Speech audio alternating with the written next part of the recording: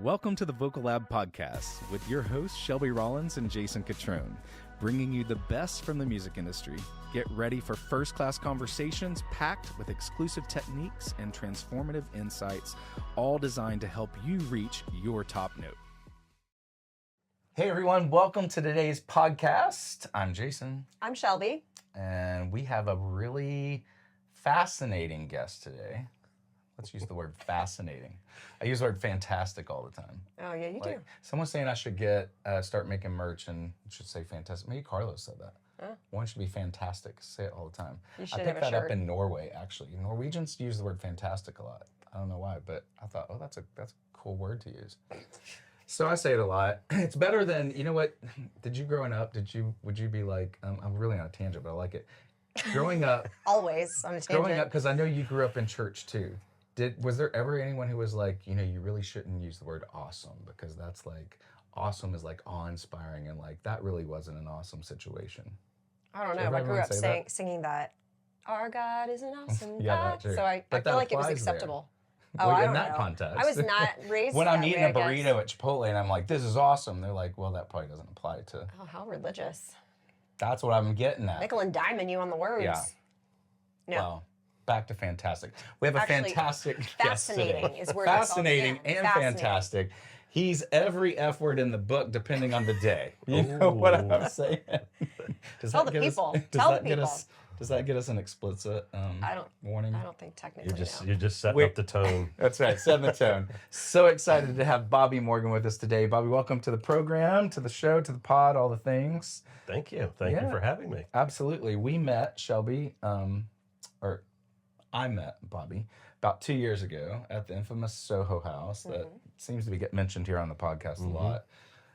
But yeah, we met through another connection that led to me meeting you the very next, maybe later that afternoon, a colleague of yours from LA, and we were just at the coffee bar, me and this other person chatting up, and he's like, we talked for probably 20, 30 minutes. He's like, you need to meet Bobby. And I was like, okay, I don't know who this guy is. So walk in later that afternoon, and there they all sit at a table. We have a little conversation. It's fascinating. That led to many, many more conversations and dinners and nights on the town, maybe a little the stage or Robert's Western World. A little Time Barry to Manilow. time. A little Barry. That's right. We went to Barry Manilow together. At Bobby's Western? No. Oh gosh. Oh, I thought you were listen, meaning Bobby If Barry Barry Manilow. Manilow was at Robert's Western World, that would be. That would be That's what I meant to special. say. Yeah, Yes. Bobby's Western World would be his. I guess it was your Western World that night. But no, we went to Barry Manilow together. That was actually a fun night, no doubt. Yeah. But also that was, to me, a night that really took our friendship even deeper because it was just fun and playful. And so his CEO, Sandy, has become a dear friend, and she is a fan of Lo. Oh. Ooh, They have yes. official Like, no, names. it's like, I think she said since she was 5 years old. Oh, wow. yeah. There's something Angelo, there. that's adorable. Yeah, no, but get this. It's a low-hanging fruit, though. Here's where it gets really crazy. She buys these tickets and invites us. She lives in D.C. She invites us to shows here in Nashville. And maybe a week or two before, she had been to a retreat in California, like a personal health and wellness retreat she'd gone to, met this lady. Through this process, we get backstage tickets to Barry Manilow and we met him. Oh, nice. And she had never met him. So, you know, I'm documenting the wow. whole thing for her, and she's like shaking and giddy and like... Sandy was getting into manifestation, and she was like, and this woman says, "Do you really want this?" And Sandy's like, "Yes, I've dreamt for this since I was 5 years old." She goes, "Then you just need to make it happen." Yeah. And she got very intentional about it, and next thing you She know, did it. the dots started lining up, and boom, we're all at Barry Manilow. We're like fourth row center for the show, and we're Oh my backstage gosh. with Barry. I love It it. was amazing. Photos to prove it. Maybe we can throw one up in here. I'll give it to Carlos. The But photo at the stage when we paid $100 to have the band play Barry Manilow at the stage was epic. Are we now back This- at Roberts? No, the no, stage. this is stage next to Robert's. This was like 6 months later or so. Was it her birthday, I think? Yeah. Yeah. That's funny. So, yeah, he goes up and tips, $100. So, can you sing? I bet they can you would have done sing- it for far less. No, Yeah, I don't can know. you do Mandy, but insert Sandy?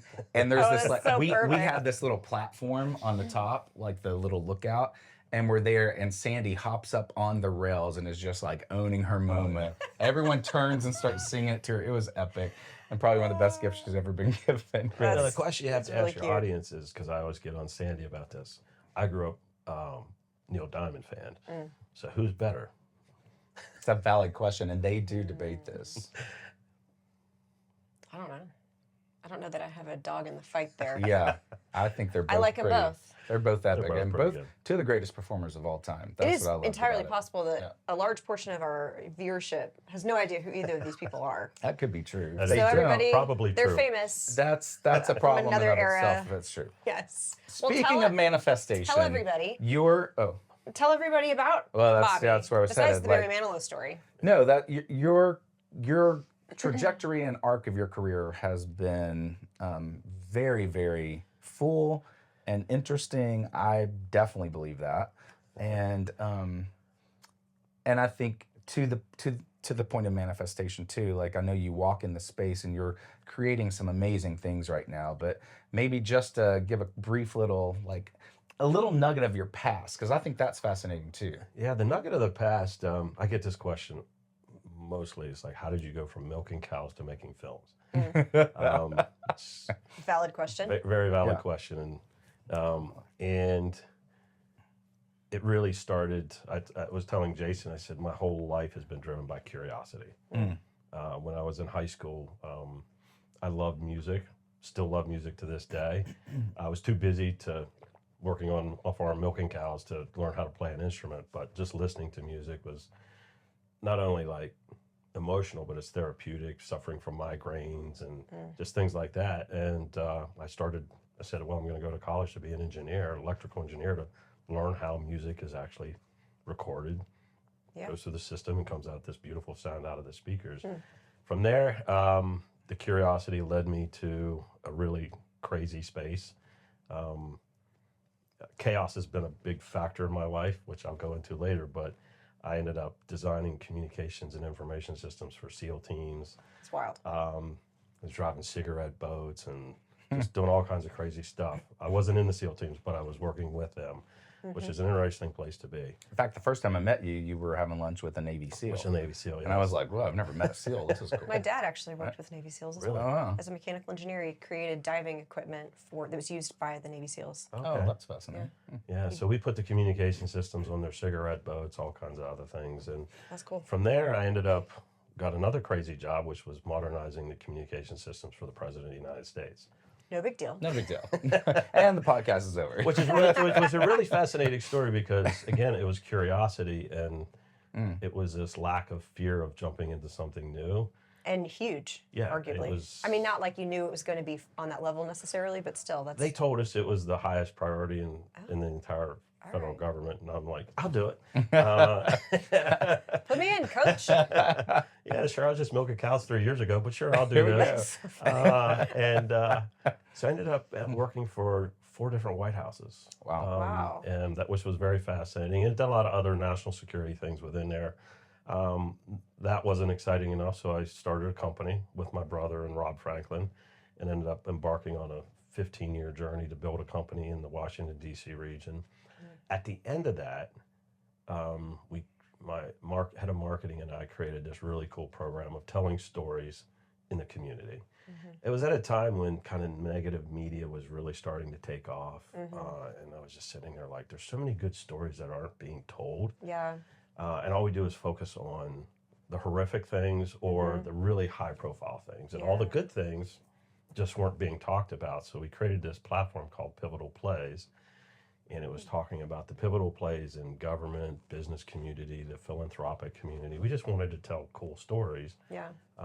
That got me the bug of making films. So when I burnt out and reached my peak at running the company, I stepped down. We had sold all the cool national security stuff, and I decided I traveled the country. I went to Los Angeles, New York, and Washington, D.C., and I filmed over 70 entrepreneurs. Like they're true grit stories and, the things that they overcame. And so I just got the bug to tell stories. So I created Talaria Media, which produces films and TV shows, and we just signed a development deal with Amazon. So I've got 5 films under my belt, a couple of TV shows in development. That's amazing. So that's kind of, I went from milking cows to making films. The other passion was helping people. And I had part of my company was always about how do we help kids overcome adversity. Mm-hmm. And so I got into this, we created this platform that has now morphed into this. It's this really cool, I was telling Jason, it's called About Reflective Learning, where we tap people and ask them questions about what they're going through in life. We give them how-to videos on how to develop skills, like how to be a firefighter and put out the fires in your life, how to be a manager and surround yourself with the right people. Mm-hmm. It's all geared around achieving success and giving you the skills to do that. And then we weave in these really cool, uplifting, inspiring stories that inspire you, motivate you, prove that there's hope, that whatever you're going through, somebody else has been there and you can learn from them. It's all community-based, so where there's so much negativity, this is a space where people can just come together, help each other. It's called liveprosperous.com. Really excited about that because it, music is a big part of that, which is how Jason and I really got connected, is that my love of music, my love of storytelling, and you look at music and storytelling and the impact it has on you and how it can uplift you, inspire you. It's part of almost your genetic upbringing. Like it's just part of you. And how we can tap into those kind of stories that musicians make to, help people, which has then somehow led me to creating a record label and creating an album with Ty Herndon called Jacob. Cool. Which talked about his journey of overcoming drug and alcohol addiction, attempted suicide, and he just poured his heart and soul into writing these incredible songs that people can be inspired by and learn from. So it's just this weird roundabout way of just getting into a point where all kinds of stories can help people. And I love that you have so many of your own. I mean, because it's like milking cows to making films, but also it was like milking cows, working for the SEALs, working for the president, making films, working with entrepreneurs, working with youth and community things, telling stories there, and then working with Amazon, making films, and oh, by the way, I have a record label. It's just like no big deal. We kind of breezed over that one. Yeah. Well, what I think is really cool about all of that and everything we're kind of discussing here today is we had coffee before and we really started talking about story out of no reason other than that's just where the conversation went right away, right? And I felt like our episode 10 that we dropped was all about the power of story. And as we were having coffee, it really hit me, even more than I already know, because, you watch any of the reality shows like around music, like The Voice or AGT, whatever, it's all about story. Mm-hmm. Everything's about story. Right. And so as you sat there and started talking about all these things and knowing the diversity of your career and the vastness of your reach even, there's something really cool, and this, about being from small town Pennsylvania, milking cows. I'm from small town Kentucky. I never milked a cow, but...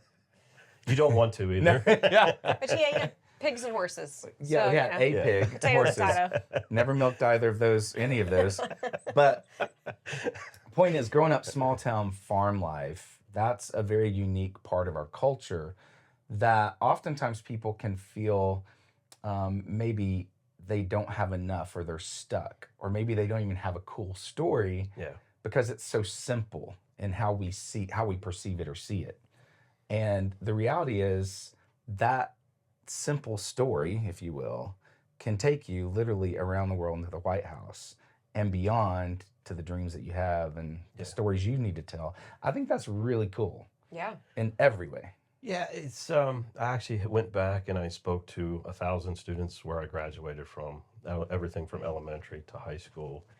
And you do see a sense, and I think it's even more today, that there's just a little less hope. I'm stuck. Mm-hmm. And that's what's cool about this Live Prosperous platform. It's actually one of the cool things. It's like, we're here to help you get unstuck. But tell us more. How's that? What's that process kind of look like? So the process is really we ask you these questions to reflect on where you're at, where your family's at, or where your friends are at, or where your community's at, and it kind of gives you an idea of like some of the things that you need to focus on. And it's like, first one is be present. You know, check your own gauges. I sat in an interview for the platform, and this beautiful, wonderful director writer that I'm working with in LA. She's like, "Tell me, what does it mean to be present?" And I'm like, "Oof, I have no clue." Like, I am like the ideal candidate for this platform that we just built. That's so funny. Because Usually how I it never works, checked right? my gauges, right? I just kept going, and then Yeah. crash, you know. And then there may have been multiple crashes in this journey, but you realize like we all have fires to deal with, so we teach people how to put the fires out, because you can't do anything if you got a fire raging. And then, like, again, music, like, be the author of your story. Like, there's a lot of people telling stories for other people, or telling stories through music, or telling stories through film, but what about telling your own story? Yeah. You know, I'm here telling you my story, right?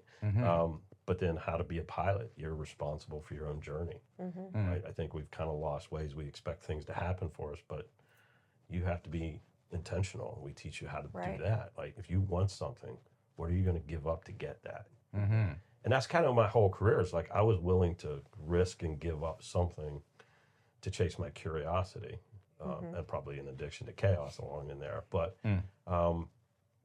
just teaching those things, but now being able to tell my story and have other people share their stories is so powerful when you get in front of kids. Yeah. Because they start out in elementary with full of hope, and Yeah. you know, they're pounding you with questions, and by the time they get to high school, they're just kind of like, what am I doing? Yeah. What am I going to do? Am I going to be stuck here? So the Yeah. power of storytelling really gives them a glimpse of what is possible. Particularly for somebody like me, I graduated 67 people in my high school, right? I went off, and next thing you know, I'm 24 years old, and I'm working for the White House and Navy SEALs. Like, how does that happen? Yeah. It happened because I was curious and had courage to walk through the door and do it. Yeah. How do you think curiosity can play out on a practical level for people? I think it's a big one for artists who have big goals. Like, I want to get to this level. I'm looking to go here.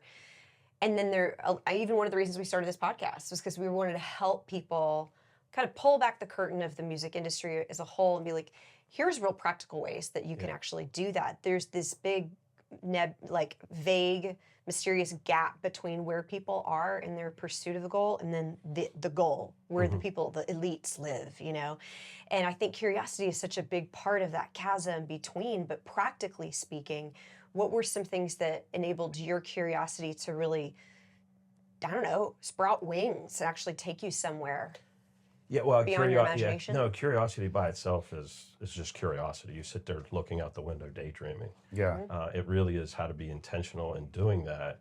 You know, it's, you know, when I decided to go into electrical engineering because I love music, I was like, well, I didn't want to play music. Like, I just didn't have the time, or I may have been a little ADHD or whatever, you know, back in the day.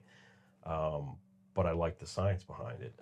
So I found a way to tap into that. I think as artists and musicians, you're obviously passionate and curious about music. That's why you go into it. Yeah. Somewhere along the line, the other ecosystem pressures start pushing you to stray away from your values or your vision of what you want to be. Yeah. And it gets overcome, and that's not necessarily bad, but Sure. you know, it is a business. You do have to make money. You have to make a living. Nobody Yeah. wants to be a starving artist. Arguably, that's how I got into coaching, to be completely frank. Like, I was pursuing Just like- artistry, and then coaching sort of presented itself to me as an opportunity, and somebody was like, hey, can you help me? Yeah. You seem to be good at this. Because I was kind of teaching a little bit on the side, but not teaching voice lessons. I was sort of helping groups of people learn some things about music. Anyway, somebody just reached out, and I was like, yeah, sure. And then I realized, as a poor, starving artist in New York City, I could do this as like a side hustle and make a little bit more money to fuel the other things that I wanted to do. But I ended up loving it and went full on into it. But I do feel like some of my curiosity probably suffered in the opportunity that was at hand. And I don't think that I shouldn't have taken the opportunity and coached all these years. It's been very fulfilling to me. But the artistry side of it Yeah. sort of started to go like stop and taper off ultimately, you know? Yeah. And I think it's just an interesting, I don't know where I'm going with that. No. Other than like, oh man, I'm having a life revelation. My curious brain went off to thinking about what I'm going to eat for dinner. I don't know. Yeah. No, I'm Good, kidding. good. I'm kidding. I'm glad you were The so curiosity engaged. has to merge into realism. It does. And then that's why being a pilot is important. You have to chart your course. That's a cool analogy. You have to be intentional. You have Pilots can't get too curious while they're flying a plane. Right. Oh, what's that island over here? But also, too, you have to be agile when things don't happen the way you want, Yes. because they never do. They never do. Yeah. Right? I've lived a fantastic life, and I've had all these incredible opportunities, but it also had things that didn't go right, Yeah. things that didn't go well. Yeah. Actually, before I ever graduated from college, I had cancer, and I had to battle man. cancer Gosh. while I was getting my degree, which is, oh gosh, it's bad. However, it teaches you things. It gave me a perspective Right. on life that, when, You would not have otherwise had. when somebody said, why did you volunteer to do this program for the White House? I'm like, well, what was the worst thing that could happen? I not have cancer. Yeah. Right. Absolutely. When somebody Yeah. says, why did you start a record label to create an album? It's like, what's the worst thing that can happen? Wow. Yeah. So Wow. I think every situation, to me, it kind of got to a point now that I'm older and wiser and kind of going through all these different things, really is about growth. Mm-hmm. Curiosity leads you to grow. You're not quite sure where that's going to take you. Yeah. It took you in a different spot. It took me into a different spot. Every time I grew, it opened a door to do something different. Yeah. And the curiosity walked me through the door, and then sometimes that worked, sometimes it didn't. Yeah. But Well, and the curiosity is, everything is the power of the mind. Yeah. Right. And we're trying to manage the mental as more than anything throughout our day. Right. Yeah. Or tap into the mental spaces to get through the day, whatever. But curiosity is where that all begins, and allowing yourself, in the coaching space, we're always trying to help singers and speakers find a way to be curious with their voice, because by and large, most singers will just stick to what they've always known. Yeah. Right? But it's through that curiosity and the experiment and the exploration that they find the most amazing parts of their instrument. Yep. And through that, their story starts to expand. And that's exactly what you're saying. That's really the coolest component to all of that. yeah, and when you push, right, sometimes there's imperfections. And that's what I love about music. Sometimes the best music has the imperfections. Yeah. Almost always. Almost always. Right. So pushing that envelope, like everybody's like, nobody wants to fail. I'm like, there is no failure if you grow from it, right? It's art. So I think musicians are in that position. So if you constantly push, it's frustrating when you see a really cool band or a group and they come out with a third album and they push, and then all of a sudden they get clubbed over the head because they didn't create what they just created. It's like, Right. no, Yeah. they want to grow and push too. Yeah. Yeah. Right? That should be celebrated as opposed to, Right. condemned sometimes. Yeah, for sure. And it's arguably one of the issues right now that we're seeing in music, that we are now creating quote unquote more perfected music. Yeah. Because everything's so overproduced. Right. And we're losing those little nuances and imperfections. I think it's another reason why you see so many consumers going back to vinyl and records, because even though they don't know that they're hearing these imperfections, they're drawn to it, right? Yeah. And so, Well, I have a point on that, and there's a reason why, and it's actually kind of scientific. Ooh. There's now technology and organizations that can measure your emotions, because we radiate electromagnetic energy from our brains and our heart. Wow. yeah, Our heart is way more powerful. They've been able to measure different emotions, and your emotions actually radiate 10 to 15 feet. So as soon as you and I opened a door, I felt your energy. I hope it was good. That's very- I was voice texting when you opened the door. Like I was thinking about logistics of my children, and yeah. it might have been frenetic emotion. I don't know. But what they've measured, that one emotion that gives off the most amount of energy is authenticity. whoa. So what you're seeing, That's so cool. right? So now what That's you, amazing. I think what you're seeing in music is these artists that are really resonating. Yeah. It's because they're genuine, they're true, They're singing from the heart and they're authentic. Whether it's being, going back to vinyl, because it just, is more authentic. It's not clipped. It's not digital. It's like, so I think while we're in this digital world and everybody's hyper fast, I think we're looking for nostalgia and slowing down and getting back to, I want to surround myself with authentic people, authentic experiences, authentic music. No more of the over-engineering.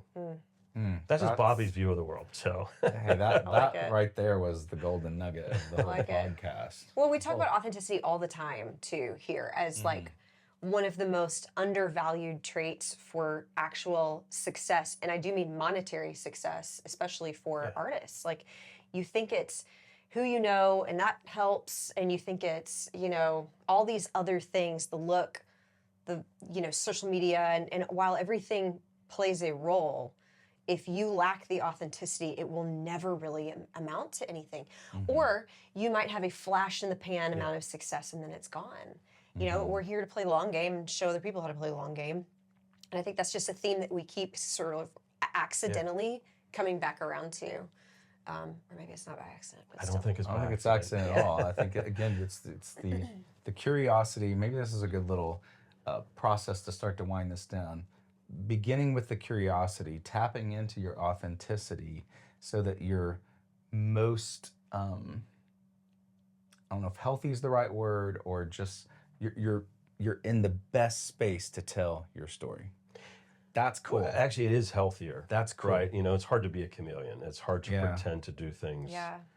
And, I'm a firm believer, like when you put as a CEO, I put people in positions like, if you put somebody in a job that they don't like to do, they're going to do an average job or less than average job. You have to put people in the positions that they're passionate about. And you can equate that to acting. You see certain actors that are really excel in certain roles because they love that role. You ask them to do something else. You ask a musician, a writer, to write something that's not what they really care about. Yeah. It's usually get a mediocre. So I think it has a big opportunity in music. Is just, I was at the BMI event when they celebrated Jelly Roll's first #1 hit. Oh, really? Nice. And what the story I took away from it was he surrounded himself with a group of people that allowed him to be authentic. Wow. Everybody else was like, you can't do this, we can't do this. Yeah. You have to change, you have to do something different. This group said, no, Be you. this is Jelly Roll. This is what you get. And they stuck with him. Can you imagine him being anything other than who he is, too? You know what I mean? No. He's so kind of iconic in his own way. That's So it's just, but again, he's being rewarded for his authenticity. So I think we were talking earlier about curiosity and getting derailed from that is you surround yourself with the wrong people who have a vision of what you are as opposed to what your vision is of what you are. Yeah. And because you want to succeed and you want to achieve, you're willing to sacrifice that. Now, sometimes you have to do that. Yeah, There are times when, but you don't have to give up 100%. Right? Always keep that vision in mind and that goal in mind, And kind find of your coming way back back to to it. being present, I think a big component of that is self-awareness. You said checking your gauges, and it's like when you can make sacrifices in the short term for the longer term goal, without feeling like you have to be stuck there forever. And when you do, you kind of said, like, how do you not get stuck? And you mentioned like being present. Like that totally makes sense, because if you are checking in, like staying self-aware, then you can re-engage your curiosity pretty frequently that way, versus always thinking about like paycheck to paycheck and, how do I get ahead versus, the curiosity element is really probably what does kind of help you get unstuck. But and I think that's how this is helpful for anyone and everyone, because we all go through all of these ups and downs of every little aspect that we've talked about today. Yeah. That's why I'm excited about Live Prosperous, because it's designed in a way to help you check in. Yeah. It's just because it asks reflective questions. Yeah. How are you today? Oh, you took You took this how-to course, how to be present. How do you feel now? So you get to reflect and go, oh, you know what? I've learned a lot. I actually, and I have a story on that one as well, but it gives you the opportunity to, and then you hear a story, right? A really powerful story of somebody like you, or an artist, an entertainer, or an athlete. It was like, oh, we're all human. We're all dealing with this. So now you get the opportunity to constantly check in, Yeah. which causes you to pause. There's one of our instructors calls it the power of the pause. Yeah. You can just stop for us, Yeah. even if it's 5 minutes. Sure. You can actually just. That was something I didn't do for. Same, till a grown adult. Yeah. My I husband have and a I, problem with that. we tell our kids a lot, like, think about what you're thinking about. And how often we just ruminate so much and just let the thoughts swirl. I read some statistic that said if you think about one thing for 17 seconds, good luck coming out of that like deep dive, especially if it's a negative thought. And I've been thinking about that lately when my mind starts to go into the side of tragedy or something negative. You know, I'm like, has it been 17 seconds yet? Like I need to wrap this up so I don't get stuck here in rumination. But yeah, just thinking about what you're thinking about allows you that pause. And then you can sometimes, when you do this regularly, I think you can check in on the things that bring you joy. And you're becoming more aware of like a brief fleeting moment where there was like a little chuckle in your spirit or something that just lifted you a little bit. And maybe that curiosity, like, what if I think about that more? What if I go a little bit deeper into that one thing that I would have thought is so random, maybe is purposeful and intentional for my own creativity and my curiosity and my joy, you know? You mentioned being self-aware. That's one of the powerful tools about being present. It's like if you're aware that your brain is going a little bit bonkers. One of the tips is to give that voice in your brain a name because it's not you. It's just a voice in your head that's just constantly yakking all the time. So I've used. I don't know if you remember this film with Bill Murray, What About Bob? Yes, I do. That's the voice in my head. I love it. I love So as soon as I hear name Bill Murray in my head, I go, that's not me. I need to stop. Yeah. But also name appropriate. That's fascinating. That's Totally. fantastic. Well, it has to be something that you're associated with. love Totally. Well, clearly it sounds like Living Prosperous is going to be a platform for everyone. Yeah. And I think I know this has been fascinating and fantastic. We would love to have you back For sure. and talk more about Living Prosperous once it's fully out and going. We want to hear those stories and dive in more of that, but also the Amazon thing. We're going to come back and with the updates. you know, be at That the gets party underway. with the you know, whatever you win when they win awards. I guess that'd be like a what are streaming awards? They are for Oscars. Oh, that's right. You're right. They go and Emmys. Emmys. They go for do everything. So for the awards shows, we're going to be there. Well, maybe. Well, cross our fingers. You know, and look, it's one of those things you just do. It's God has blessed me the opportunity to get involved in a project. I love it. And we have another one that's extremely heartfelt. It's a family comedy. It was another one of our goals. Like, we're too tense right now. Can we all just lighten up? Yes. We need to laugh more. I don't watch any of those serious shows or movies. no, I don't it's have so time for true. that. Life is already serious. Well, thanks for being here. Thank you It's for having been me. Honored to have you. It was fantastic being here. Hey, love it. That's all we wanted. Hey, until next time, this is the Vocal Lab Podcast, and we will see you soon. Thanks for tuning in to the Vocal Lab Podcast. Ready to join the top ranks of the music industry? Don't forget to follow and subscribe for more first-class conversations that make the extraordinary your new ordinary. Until next time, keep striving for your top note.